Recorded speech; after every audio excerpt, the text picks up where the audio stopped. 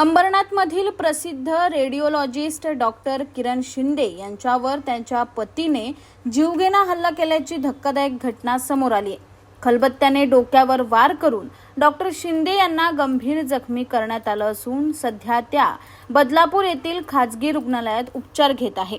ही घटना अंबरनाथ पश्चिम येथील मोहन सबरबिया गृहसंकुलात बुधवारी सकाळी घडली. सकाळी गाण्याचा रियाज करून त्या चहा बनवण्यासाठी स्वयंपाकघरात गेले असताना कौटुंबिक वादातून पती विश्वंभर शिंदे यांनी त्यांच्या डोक्यावर खलबत्त्याने वार केला असा आरोप डॉक्टर शिंदे यांनी पोलिसांकडे केला आहे. त्यांचा ओरडण्याचा आवाज ऐकून मुलांनी धाव घेत आईचा जीव वाचवला आणि त्यांना तत्काळ रुग्णालयात दाखल केलं.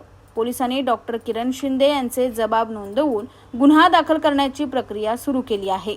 रूम मध्ये मुलगा झोपतो त्या रूम मध्ये शांत बसले होते. मी त्यांना म्हटलं चहा घेशील का, आणि त्याच्या एक दिवस अगोदर आम्ही माथेरानला गेलो होतो आणि माझ्या एका फ्रेंडनी मला नाईस डीपी किंवा असं पाठवलेलं, स्कूल फ्रेंड. तर त्यांना त्या गोष्टीचा राग होता आणि असे आधी पण बरेचदा असं झालंय की काही क्षुल्लक कारणावरून त्यांनी मला मारहाण केली. यावेळेस पण त्याने मला किचन मध्ये येऊन ते खलबत्ता जो असतो तो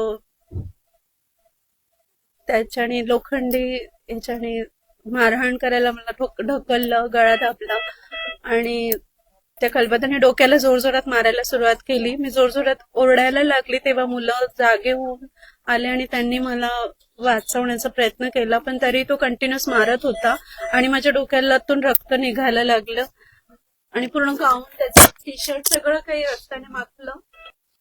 तेव्हा त्याला तो भाणीवर आला आणि त्याने स्टॉप केलं आणि मग नंतर स्वतःच त्याने मुलगी मला डॉक्टर भोगावकरकडे घेऊन आले. त्यांनी मला स्टिचेस पडले, 4 स्टिचेस, आणि सिटी स्कॅन केला आमच्या स्कॅन सेंटरला.